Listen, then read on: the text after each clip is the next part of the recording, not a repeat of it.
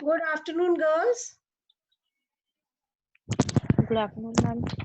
Today we will start with the ninth chapter, that is indemnity and guarantee. So this Yes, ma'am. chapter was not completed earlier. We are starting it again. There are two topics, indemnity and guarantee. So first of all, we will be starting with the indemnity part.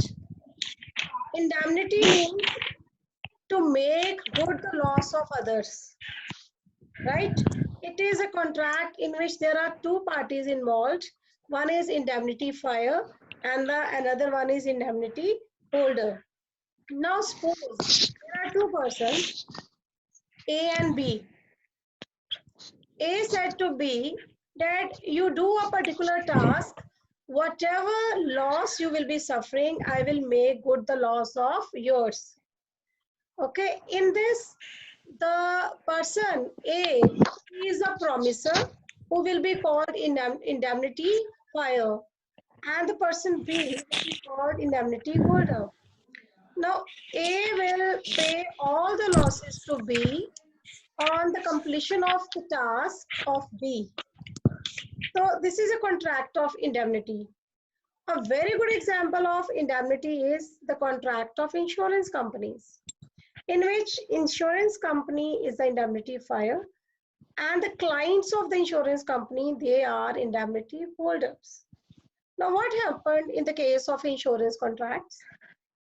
We get the insurance from the insurance companies in case of products, marine insurance, fire insurance, etc. Now what we do is we give them the premium, and the company promises to make good the loss on the happening of any uncertain event. Now, what happened is, whenever a fire occurs, the company will pay to the client on the happening of this contingent event. Now, insurance company is the indemnity fire. It is making the promise to the client, and the client is the indemnity holder.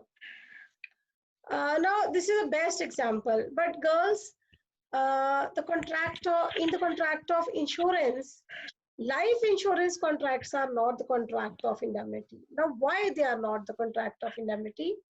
Because in case of the contract of indemnity, only those contracts are covered of which the loss can be covered. But in case of life insurance contract, the loss of life, that cannot be covered. That is why the life insurance contracts are not regarded as the contract of indemnity. In nutshell, indemnity means when you can make good the loss of others. Okay. Now, there are three features of this contract of indemnity. Number one is, these are the contracts in which one party promises to the another. This is the definition as per law. I'm telling you, the loss of the other will be covered by the promiser, and this loss may be due to the conduct of the party himself who is making the promise to the other party, or this loss may occur due to any third person. Like in case of the accidental insurance, the accident is, when the accident is occurred, when it is happened, the insurance company covers the loss of the party. So party is getting insurance cover due to the act done by the third person, that is accident. Now, what are the features of the contract of indemnity? Number one, in this, all the essential features of a valid contract must be fulfilled. Girls, under Section 10 of Contract Act, we have discussed that there are almost 10 features of the essentials of a valid contract. I think you all will be remembering. So all those features must be present when we have a contract of indemnity. Secondly, contract of indemnity is a contract of contingency, like whenever, like fire insurance contracts, goods insurance contracts, they are done on the happening of some contingent events. Means when the event will occur, this uncertain event will occur, the loss cover will be paid by the indemnifier. If the loss is not there, the loss will not be covered by the company. So that is why they are regarded as a contingent contract.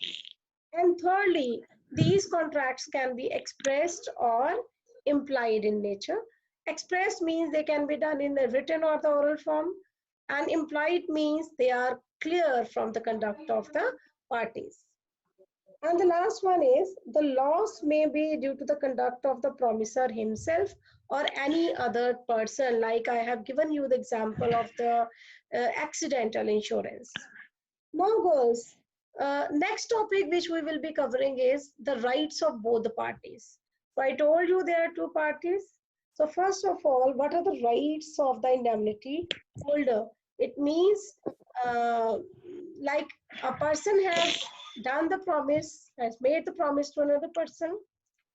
The other person will be whatever he will be spending for the task done by the done for the person A. Like I have given you the example of A and B.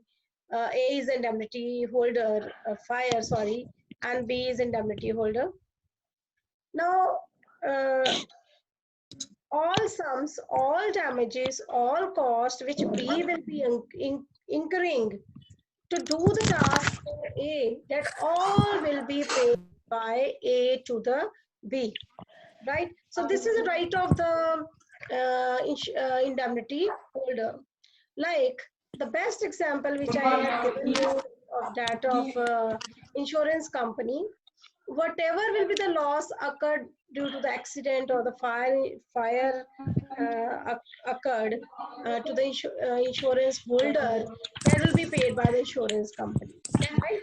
Now on the other side, indemnity fire, he will be having also some rights.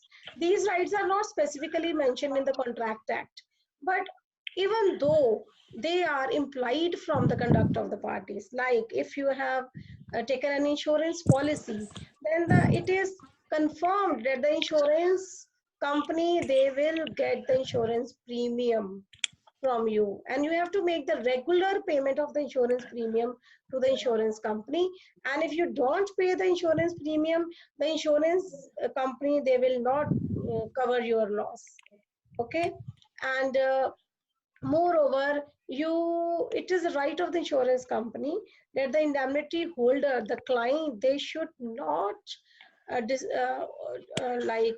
disclose, they should not uh, like anything which is to be opened. They must disclose each and every factor regarding the products, regarding the accidents or the diseases for which you are getting insurance.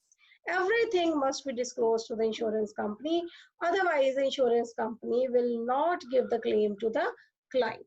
Okay. So in nutshell, I will say that in contract of indemnity, they are the contract of covering the loss in case of the contingency. And this loss may be occurring maybe due to the conduct of the party themselves or by any third person. So I hope the topic is clear. If you are having any doubts, we can have the doubts again. So